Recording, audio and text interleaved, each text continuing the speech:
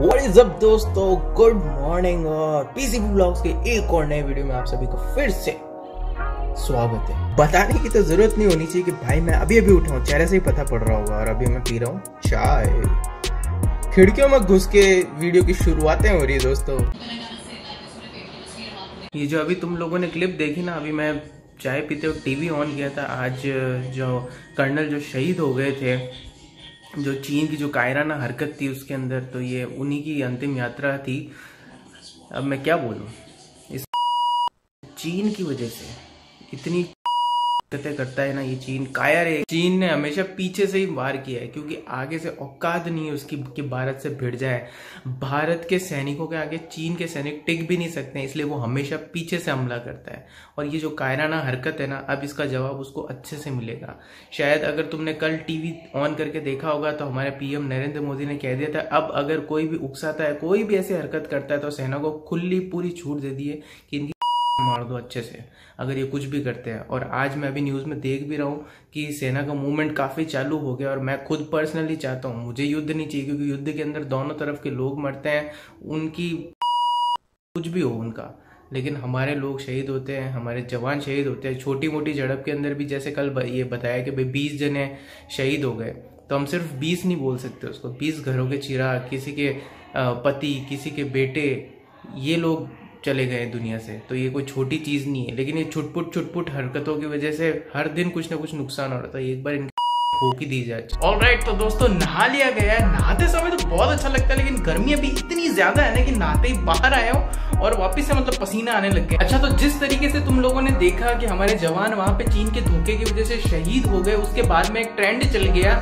जो कि पहले भी चला था कि बॉयकॉट चाइना प्रोडक्ट्स, वो अब वापस से ट्रेंड में आ रहा है। सब लोग, मैंने कुछ क्लिप्स भी देखे थे टीवी में जहां पे कि लोग अपने टीवी सेट को तोड़ फोड़,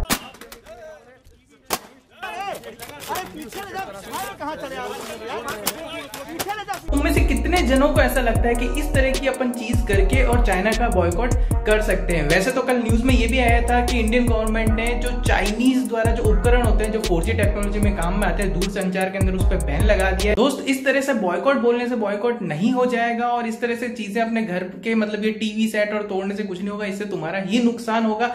इसका एक ही सॉल्यूशन है कि उन सारे प्रोडक्ट्स का अल्टरनेटिव होना चाहिए कि ये सारे प्रोडक्ट्स कम से कम दरों में हमारे इंडिया के अंदर मैन्युफैक्चर होना शुरू हो। और अगर अल्टरनेटिव नहीं बनता है तो आज बॉयकॉट चाइना का जो ये नारा चल रहा है, कुछ दिन बाद वापस से तुमको बाजार के अंदर चाइनीज प्रोडक्ट मिलने लग जाएंगे।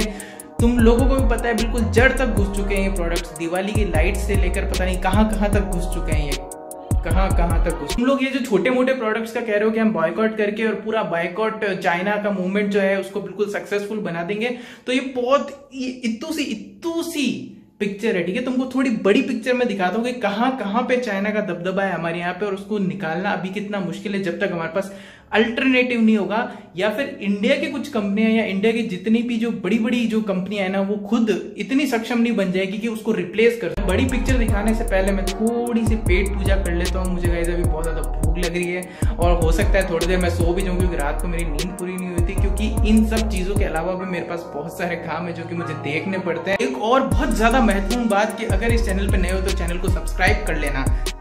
अब कुछ लोग बोलेंगे, अर्जुन भाई ये तो नेपोटिज्म है, आप अपना खुद का ही चैनल प्रमोट करते हो। चल, कई लोग ऐसे जिन्होंने नेपोटिज्म का मतलब सीख लिया, उसके बाद वो हर जगह यूज कर रहे हैं। इस सज्जन को क्या तकलीफ है भाई, क्या तकलीफ है इनको? अब तुम लोग एकदम से सोच रहे होगे कि यार अभी तो नहा के निकला था, कह रहा था खाना खा के आता हूँ बाद में, और एकदम से वक्त बदल गए, जज्बात बदल गए, और नींद पावन लग रहा है वापस से बंदा नहाने के बाद में। तो भाई पूरा दिन निकल चुका है, ठीक है, रात हो गई है, और रात भी ऐसी वैसी रात नहीं हुई है, ठीक है। ये दिखा देता हूँ, देखो तुमको 2 बज रहे हैं, अब उल्टा दिखेगा, फ्रंट कैम से शूट हो रहा है। 2 बज रहे हैं रात के, घनघोर रात हो गई है, ठीक। अब क्या था, बाहर गया, काम था, काम निपटाया, सर दुखने लग गया, भाई सो गया। अब रात हो गई है, अब देखो 2 बजे उठ गया हूँ मैं एकदम से।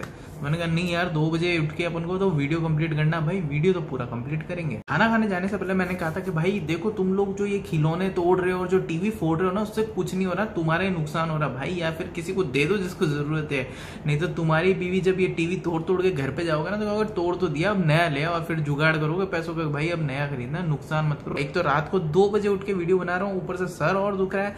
अब कोई कहेगा भाई हमारे लिए थोड़ी बना रहे हो, आपको तो यूट्यूब का पैसा कमाना है इसलिए बना रहे हो। भाई जब मैं ऐसे वीडियो बनाता हूँ ना, तुम कैसे व्यू देते हो ना, उतने पैसों में मूंगफली भी नहीं आएगी थोड़ी सी, ठीक है। इसमें मेरा कोई फायदा नहीं। मैं सोचता हूँ यार जैसे तैसे कुछ वैल्यू ऐड करने वाले वीडियो बनाऊं। अगर इसी जगह मैं बाहर घूम के कोई फूड ब्लॉग बनाऊंगा ना, तो उससे मेरे को फायदा है, ठीक है। इन वीडियो से मेरे को कोई फायदा नहीं। वो नहीं पता उनको बता दूं, दिल्ली और मेरठ के बीच में एक अंडरग्राउंड स्ट्रेच तैयार हो रहा है मेट्रो के लिए, और उसके लिए पहले पिछले साल नवंबर के अंदर टेंडर निकला था। तो बहुत सारी मल्टीनेशनल और नेशनल कंपनीज दोनों ने बिड किया था अपने यहाँ से। उसके अंदर टाटा भी थी और L&T भी थी, दोनों कंपनीज अपने यहाँ की थी जिन्होंने बिड किया। और ये जो बिड ओपन हुई थी, जब इसका रिजल्ट आया था, जब सब कंपनियों ने बिडिंग पूरी कंप्लीट हो गई, ये आया था जून के सेकंड वीक में। ये जो अभी जून गया ना, उसके सेकंड वीक के अंदर आया, जिस समय चाइना और इंडिया के अंदर गुत्थम गुत्थी अपने पूरे पीक पे थी। जितने भी तो अपने अपने बालकनी के अंदर ये ऐसे टीवी लेके नीचे फेंकने के लिए तैयार खड़े, अपना फोन तोड़ रहे, अपने बच्चों के खिलौने तोड़ रहे ना। एक मिनट रुक जाओ। ये जो बिड लगी थी और उसके बाद में जब ये टेंडर ओपन हुआ ना, और जिस कंपनी को ये मिला है टेंडर, उसका नाम है STEC, यानी कि Shanghai tunnel engineering corporation limited. ये एक चाइना की कंपनी है मेरे दोस्त, और ये टेंडर भी कोई ऐसा वैसा नहीं था। 1126 करोड़ का टेंडर है जो कि उस कंपनी को मिला है। और यहाँ पे इनके सामने हमारे साथ में इंडिया की भी 2 कंपनियां थी जिनको नहीं मिला है ये टेंडर। तोड़ो टीवी, तोड़ो खिलौने, तोड़ो। अब इससे पहले कि दिमाग चला, तो मैं उनको पहले ही बता दूं कि मैं कोई इसके खिलाफ नहीं हूँ। बहिष्कार तो भाई करना ही है, मैं भी करूंगा, तुम भी करो, ठीक है। लेकिन ऐसे नुकसान करके मत करो। अब जो ले लिया वो तो ले ही लिया ना, तो ये चीजें मत करो। और तुमको समझ में नहीं आ रही बात कि अपनी इतनी जड़ तक घुस चुका है ना चाइना, जब तक हमको कुछ अल्टरनेटिव नहीं मिलेगा ना, तो बहुत मुश्किल हो जाएगा हमारे लिए। तुम ही लोग जो आज बहिष्कार कर रहे हो ना, कोई प्रोडक्ट ऐसा खरीदते नजर आओगे जो कि एक चाइनीज प्रोडक्ट होगा।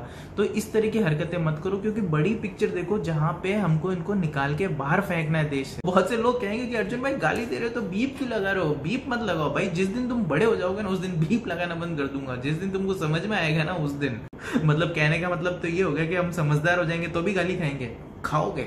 एक बात पता है कि जैसे हमारी जड़ों तक तो चाइना घुस चुका है अपना माल फेंक फेंक के, लेकिन भाई साहब उसकी जड़ में कोई भी ऐसे देश का माल नहीं है जो पूरा घुस चुका हो, क्योंकि घुसने ही नहीं देता है ना भाई। एक्सपोर्ट करता है चाइना। चाइना को सब्सिडी मिलती है, सरकार कंपनियों को सब्सिडी देती है कि भाई हम तुमको बहुत सारा पैसा देंगे अगर तुम एक्सपोर्ट करते हो तो।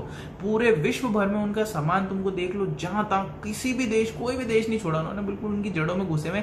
लेकिन उनके देश में बाहर की कोई भी कंपनी जाके काम नहीं कर सकती आसानी से, या इस तरीके से सरप्लस में माल तुमको उनके मार्केट्स में नहीं मिलेगा, क्योंकि इंपोर्ट बहुत कम करते हैं, वो बहुत ज्यादा कम इंपोर्ट करते हैं। उनका मैक्सिमम एक्सपोर्ट ही होता है, इस वजह से उनका दबदबा है हर जगह। जैसा कि मैंने तुमको एग्जांपल दिया कि जैसे उस कंपनी का इतना बड़ा जो एक टेंडर निकला और उस कंपनी को मिल गया, चाइनीज कंपनी को मिल गया, तो ये इस तरीके के प्रोजेक्ट जब हमारे इंडियन कंपनीज को मिलेंगे, या इतनी बड़ी बड़ी चोट जब उनको पहुंचेगी ना, तब कुछ मजा आएगा, ठीक है।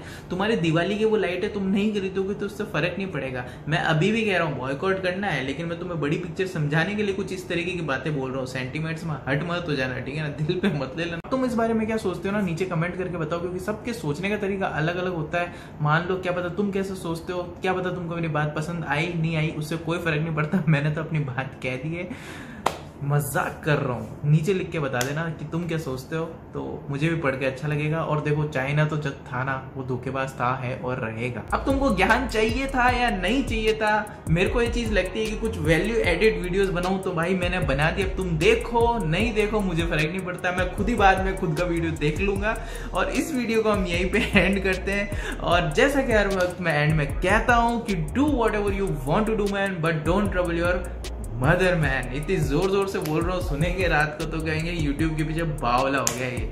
चलो मिलते हैं नेक्स्ट वीडियो में, बाय।